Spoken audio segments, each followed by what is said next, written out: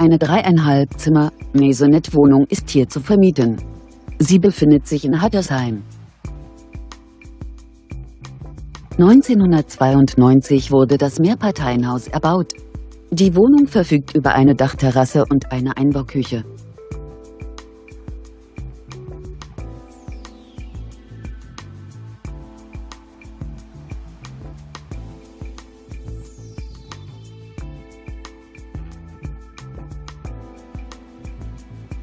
Bei einer Wohnfläche von ca. 93 Quadratmetern beläuft sich die Kaltmiete dieser Maisonette-Wohnung auf 850 €. Wir informieren Sie gerne unter eingeblendetem Kontakt näher.